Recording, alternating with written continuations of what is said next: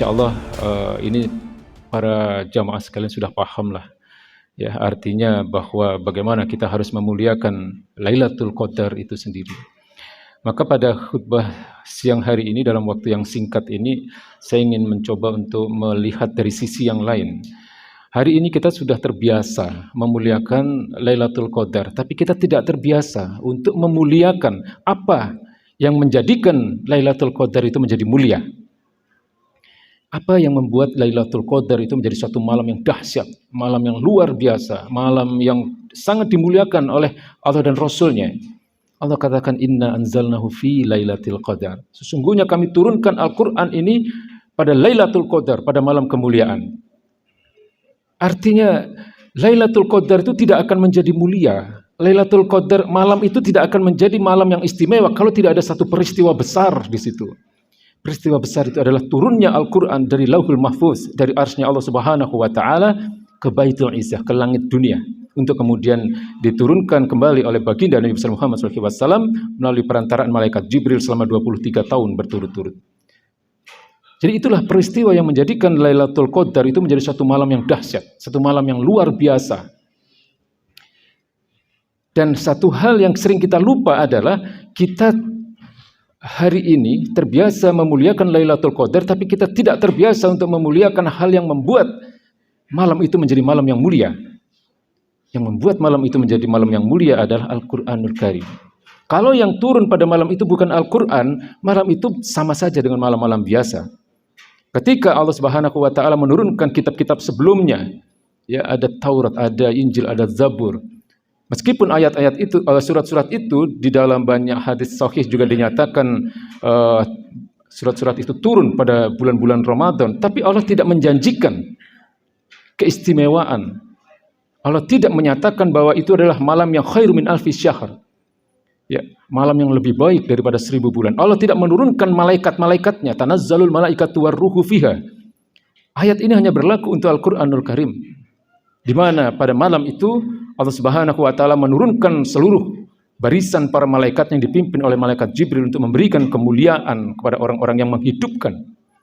10 hari terakhir terutama khususnya adalah ketika malam-malam itu pada malam-malam yang ganjil yang banyak diyakini turunnya Lailatul Qadar pada malam itu.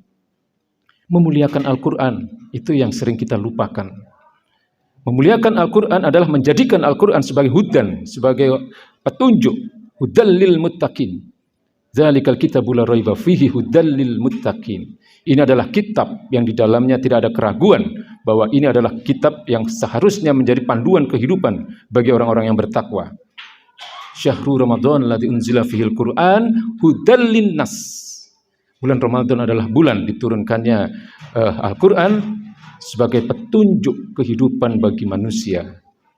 Itulah cara kita memuliakan Al-Quran, yaitu tidak hanya menjadikan Al-Quran sebagai bacaan, tidak hanya menghafal. Meskipun membaca dan menghafal Al-Quran itu juga satu ibadah yang luar biasa besar pahalanya. Tapi menjadikan Al-Quran sebagai petunjuk, itu jauh lebih besar pahalanya dan jauh lebih besar tingkat kewajibannya. Dan itu jauh lebih mulia daripada Lailatul Qadar itu sendiri. Lailatul Qadar malam yang mulia, tapi Al-Quran jauh lebih mulia daripada Lailatul Qadar itu sendiri. Semuanya merupakan satu apa yang disunahkan oleh baginda Nabi besar Muhammad SAW. Jadi kalau kita kembalikan kepada makna takwa, takwa itu sebagaimana yang kami sampaikan di muqaddimah tadi, bahwa takwa adalah imtitsalu awamirillahi wa ijtinabun nawahihi. Takwa adalah menjalankan segala perintah Allah dan menjauhi segala larangannya. Ini tidak akan bisa terwujud kalau kita tidak menjadikan Al-Quran sebagai panduan kehidupan kita. Ya. Jadi kalau kita lihat para jamaah yang dimuliakan Allah Subhanahu wa Ta'ala, di dalam Al-Quran itu tidak hanya satu ayat yang diawali dengan kalimat Ya ayyuhalladzina amanu. Ada 89 ayat. Ayat-ayat ini turunnya semuanya di periode Madaniyah, setelah baginda Nabi hijrah ke Madinah. Ayat-ayat yang diawali oleh Ya ayyuhalladzina amanu ini berisi perintah ataupun larangan. Ya, jadi kalau kita kembalikan kepada makna takwa, maka yang harus kita laksanakan adalah menjalankan segala perintah Allah dan menjauhi segala larangannya. Ya. Jadi kalau kita lihat di sisi lain bahwa ayat yang diakhiri dengan la'allakum tattaqun itu juga bukan hanya ayat yang terkait dengan puasa. Ya. Banyak ayat-ayat yang diakhiri juga dengan kata-kata la'allakum tattaqun, agar kalian menjadi orang-orang yang bertakwa. Artinya apa? Artinya adalah puasa tidak cukup menjadikan kita sebagai orang-orang yang bertakwa. Ya. Ada banyak kewajiban kita yang lain agar kita digolongkan menjadi orang-orang yang bertakwa. Ya, baik itu ibadah-ibadah yang bersifat individual, ya, ibadah yang disebut dengan ibadah mahdhah, termasuk juga ada ibadah-ibadah ghairu mahdhah. Ya, meskipun untuk ibadah-ibadah ghairu mahdhah, ibadah-ibadah yang terkait dengan persoalan muamalah, ini sebenarnya adalah menjadi kewajiban orang-orang yang mempunyai kekuasaan, seperti ayat-ayat tentang hukum, ayat-ayat tentang ekonomi, ayat-ayat tentang politik, pemerintahan dan seterusnya. Ini bukan kewajiban kita sebenarnya, ya, dan hari ini tidak mungkin kita bisa melaksanakan, tetapi kewajiban kita dalam kondisi seperti ini adalah meyakini kebenarannya. Ya, jadi kalau Bapak-bapak lihat ayat yang terkait dengan persoalan hukum kisos misalnya, Allah berfirman dengan kalimat yang sama dengan ayat yang memerintahkan kita untuk melaksanakan puasa. Ya ayyuhalladzina amanu kutiba alaikumul qisas fi qatla. Wahai orang-orang yang beriman, diwajibkan bagi kalian untuk melakukan kisos dalam peristiwa pembunuhan. Dan ketika ayat ini kemudian dilanjutkan di ayat berikutnya, Allah katakan walakum fil qisasi hayatun. Dan di dalam kisos itu ada kehidupan. Ya ulil albab, wahai orang-orang yang berakal. Kemudian Allah akhiri ayat ini dengan la'allakum tattaqun, agar kalian menjadi orang-orang yang bertakwa. Jadi salah satu tanda ketakwaan itu melaksanakan ayat-ayat yang terkait dengan hukum juga. Sehingga kemudian di dalam surat Al-Baqarah ayat 21, Allah Subhanahu wa taala menyatakan bahwa ketakwaan itu hanya terbentuk ketika kita menjalankan seluruh ibadah yang diperintahkan oleh Allah Subhanahu wa taala. Ya ayyuhan nas. Jadi ayat ini diperuntukkan kepada seluruh manusia. U'budu rabbakumul ladzi khalaqakum. Sembahlah Allah. Beribadahlah hanya kepada Allah yang telah menciptakan kalian, walladzina min qablikum, dan orang-orang sebelum kalian. Lalu kemudian Allah akhiri juga dengan kalimat la'allakum tattaqun, agar kalian menjadi orang-orang yang bertakwa. Jadi tidak cukup puasa ini akan menjadikan kita sebagai orang-orang yang bertakwa tanpa melaksanakan perintah-perintah yang lain. Lalu bagaimana dalam kondisi seperti ini ketika kita tidak mampu melaksanakan banyak terkait dengan perintah-perintah yang bersifat ghairu mahdhah, perintah-perintah Allah yang terkait dengan persoalan-persoalan hablum minan nas atau hubungan muamalah. Saya seringkali mengatakan bahwa hari ini kita ada di dalam kondisi kehidupan yang tidak terlalu jauh berbeda dengan periode Mekah ketika baginda Nabi mengawali masa-masa kenabian beliau, ketika pada saat itu manusia tidak diatur oleh Islam. Hari ini kan seperti itu, kita diatur oleh hukum-hukum sekuler, ya, yang justru akan menjauhkan seseorang dari agamanya, justru akan menjauhkan manusia dari Robnya. Itulah hukum-hukum sekuler, ya, hukum yang memisahkan agama dari kehidupan. Fasluddin anil hayah wa fasluddin anid daulah. Dijauhkannya atau dipisahkannya agama dari kehidupan dan negara. Lalu apa yang dilakukan oleh baginda Nabi pada masa-masa itu? Ada satu hal yang dilakukan oleh baginda Nabi. Beliau senantiasa melakukan pembinaan dan pengkaderan kepada orang-orang atau kepada para sahabat yang telah lebih dulu masuk Islam, para as-sabiqun al-awwalun. Beliau menanamkan akidah Islam yang kuat. Ya, ada 3 hal paling tidak. Beliau menanamkan akidah Islam yang benar, sehingga manusia itu benar-benar mempunyai keimanan yang kuat. Orang-orang yang telah lebih dulu masuk Islam ini mempunyai keimanan yang kuat.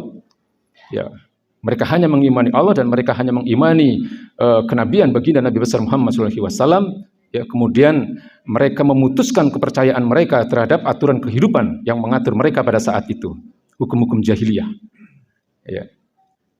Kemudian yang kedua, beliau melakukan apa yang disebut menanamkan maqayis, menanamkan bahwa standar kebenaran itu harus dilihat dari sudut pandang Islam. Ya. Karena kebenaran memang hanya ada dalam Islam, tidak ada di dalam keyakinan yang lain. Ini kan sudah kita pahami sama-sama. Ya. Baginda Nabi menanamkan bahwa standar kebenaran itu hanya Islam. Dan hari ini kita seringkali memandang kebenaran itu bukan dari sudut pandang Islam. Seringkali kita memandang kebenaran itu berdasarkan nilai-nilai barat.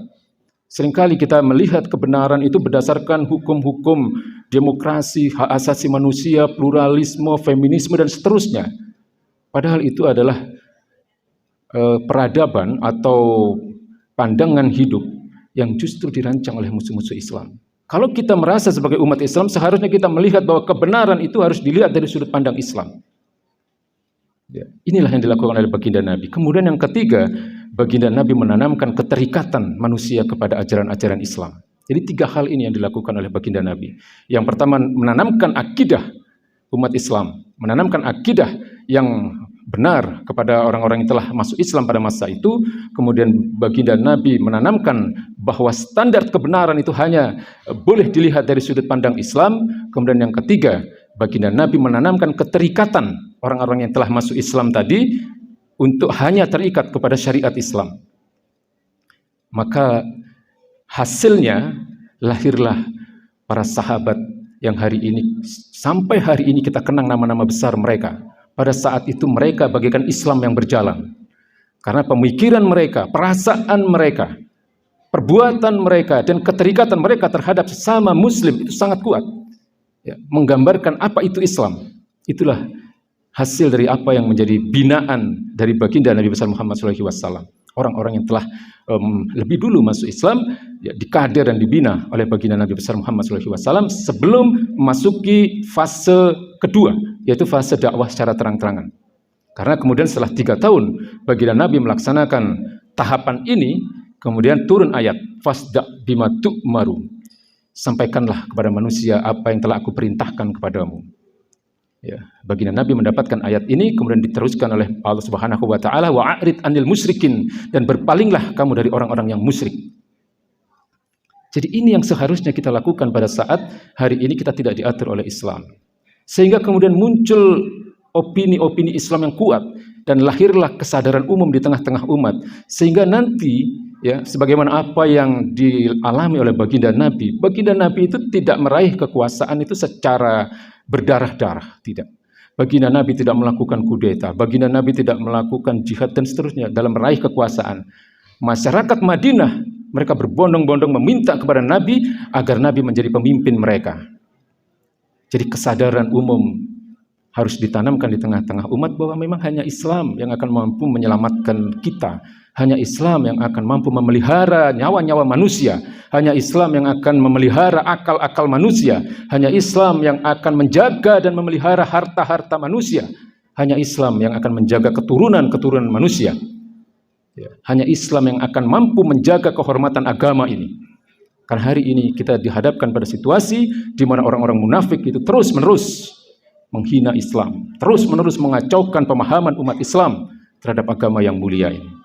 Demikianlah khutbah pertama ini, semoga hari ini adalah menjadi awal dari kebaikan seterusnya di Ramadan 1443 Hijriah ini akan menjadi satu awal dari momentum kesadaran kita bahwa solusi dari seluruh persoalan umat hari ini memang hanya Islam, tidak ada yang lain.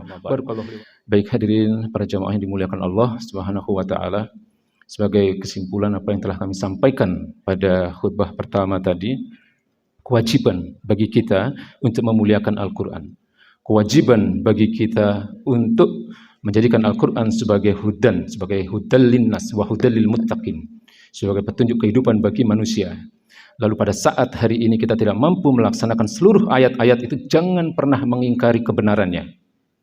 Jangan pernah menolak syariat Islam. Jangan pernah menolak aturan-aturan kehidupan berdasarkan syariat Islam. Karena syariat Islam itu sumbernya Al-Quran dan sunnah-sunnah baginda Nabi besar Muhammad SAW.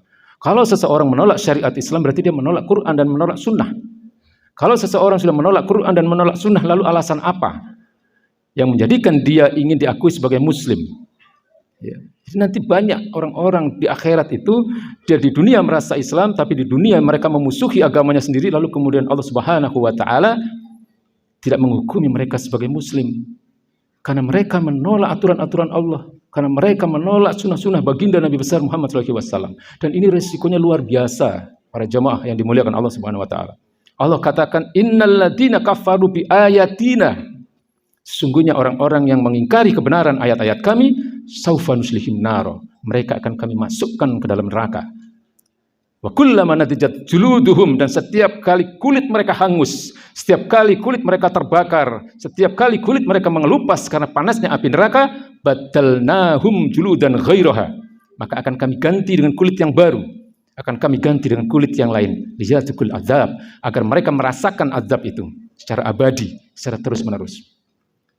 Jadi hari ini kita tidak mungkin mampu melaksanakan seluruh ayat-ayat Al-Quran, tapi yakini kebenarannya, karena ini persoalan akidah, dan ini akan kita bawa ke hadapan Allah Subhanahu wa Ta'ala. Karena orang-orang yang akan memasuki surganya Allah Subhanahu wa Ta'ala, Allah selalu katakan alladzina amanu wa amilus sholihat, orang-orang yang beriman dengan benar dan orang-orang yang melakukan amal soleh. Orang-orang yang melakukan amal soleh adalah orang-orang yang tunduk kepada syariat, orang-orang yang tunduk kepada apapun yang menjadi ketetapan dan aturan dari Allah Subhanahu wa Ta'ala. Baik, marilah kita bersama-sama merendahkan diri kita di hadapan Allah Subhanahu wa Ta'ala.